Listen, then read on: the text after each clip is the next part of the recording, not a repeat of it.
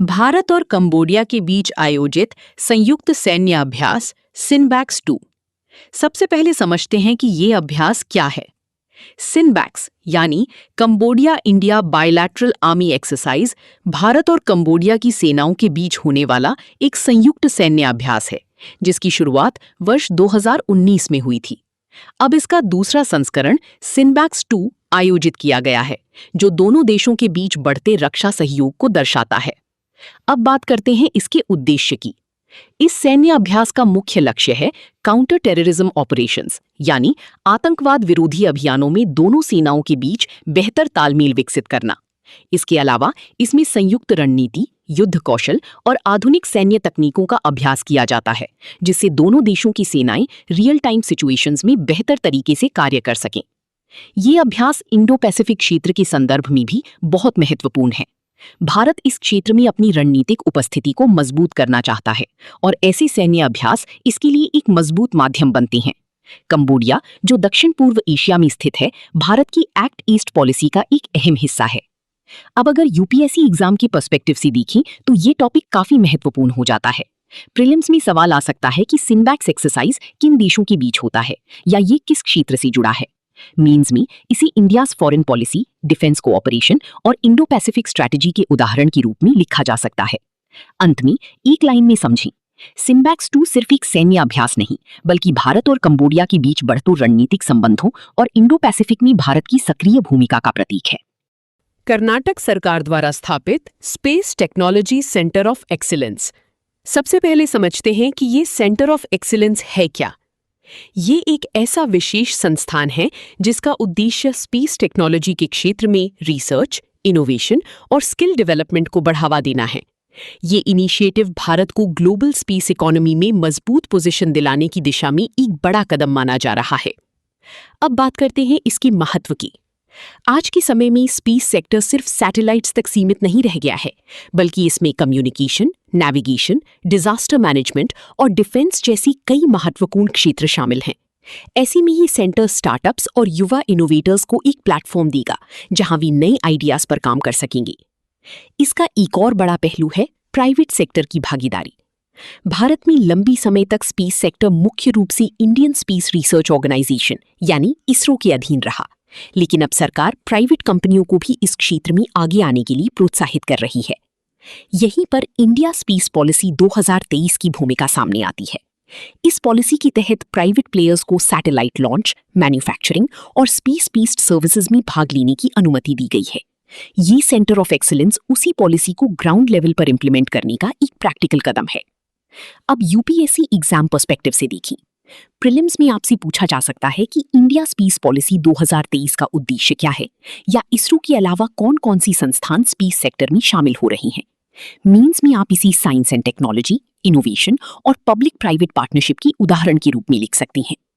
अंत में एक लाइन में समझें, कर्नाटक का space technology centre of excellence Bharat की स्पेस सेक्टर को नई ऊंचाइयों तक ले जाने, स्टार्टअप्स को बढ़ावा देने और प्राइवेट पार्टिसिपेशन को मजबूत करने की दिशा में एक महत्वपूर्ण पहल है। कैलाश मानसरोवर यात्रा मार्ग को लेकर भारत और नेपाल के बीच विवाद। सबसे पहले समझते हैं कि ये मुद्दा क्या है। हाल ही में भारत ने कैलाश मानसरोवर यात्रा के लिए एक नई मार्ग और उससे जुड़े इंफ्रास्ट्रक्चर को विकसित किया, जिस पर नेपाल ने आपत्ति जताई। लेकिन भारत ने इन आपत्तियों को खारिज करते हुए स्पष्ट किया कि ये परियोजना उसकी संप्रभुता के दायरे में आती है। अब बात करते हैं कि ये मुद्दा इतना महत्वपूर्ण क्यों है।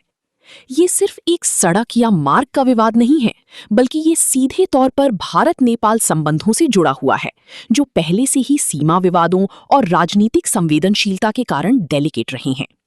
इसके साथ ही इस मुद्दे का स्ट्रेटेजिक इंपॉर्टेंस भी है। ये क्षेत्र लिपुलेख पास के आसपास स्थित है, जो भारत, नेपाल और चीन की त्रिजंक्शन के करीब आता है।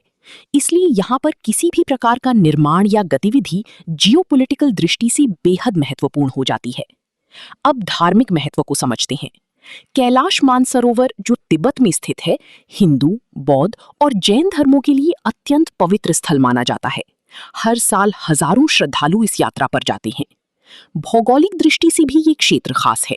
यहाँ से एशिया की प्रमुख नदियां ब्रह्मपुत्र, सिंधु और सतलज निकलती हैं, जिससे ये रीजन हाइड्रोलॉजिकल इंपॉर्टेंस भी रखता है। अब यूपीएससी पर्सपेक्टिव से देखें। प्रीलिम्स में प्रश्न आ सकता है कि कैलाश मानसरोवर कहाँ स्थित है या लिपुलेख पास किससे जुड़ा है।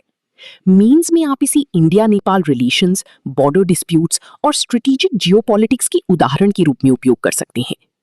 अंत में एक लाइन में समझें, कैलाश मानसरोवर मार्ग विवाद केवल धार्मिक यात्रा का मुद्दा नहीं, बल्कि भारत नेपाल संबंधों, क्षेत्रीय रणनीति और भू राजनीति से जुड़ा एक जटिल विषय है। भारत का वैश्विक कूटनीतिक आउटरीच, खासकर करीबियन देशों की हालिया यात्रा। हाल ही में भारत के विदेश मंत्री एस जयशंकर ने करीबियन क्षेत्र के 3 महत्वपूर्ण देशों जमैका, सूरीनाम और ट्रिनिडाड एंड टोबैगो का दौरा किया। अब समझते हैं कि ये यात्रा इतनी महत्वपूर्ण क्यों है। सबसे पहले, ये भारत की ग्लोबल साउथ डिप्लोमेसी को मजबूत करने की दिशा में एक बड़ा कदम है। ग्लोबल साउथ में वे देश शामिल होते हैं जो विकासशील हैं, और भारत खुद को इन देशों की आवाज के रूप में प्रस्तुत करना चाहता है। दूसरा महत्वपूर्ण पहलू है एनर्जी कोऑपरेशन। करीबियन क्षेत्र के कई देश ऊर्जा संसाधनों से समृद्ध हैं, और भारत अपनी एनर्जी सिक्योरिटी को मजबूत करने के लिए इन देशों के साथ सहयोग बढ़ा रहा है। तीसरा पहलू है इंडियन डायस्पोरा। इन देशों में भारतीय मूल के लोगों की बड़ी आबादी रहती है, खासकर ट्रिनिडाड एंड टोबैगो और सूरीनाम में। ये डायस्पोरा भारत के साथ सांस्कृतिक और आर्थिक संबंधों को मजबूत बनाता है, जिसे विदेश नीति में एक सॉफ्ट पावर के रूप में देखा जाता है। अब यूपीएससी पर्सपेक्टिव से देखें। प्रीलिम्स में इन देशों की लोकेशन या कैपिटल से संबंधित प्रश्न आ सकते हैं। मेंस में आप इसे India's foreign policy, south south cooperation और डायस्पोरा डिप्लोमेसी के उदाहरण के रूप में लिख सकते हैं। अंत में एक लाइन में समझें, करीबियन देशों की ये यात्रा भारत की global south leadership, energy security और डायस्पोरा कनेक्ट को मजबूत करने की रणनीति का हिस्सा है।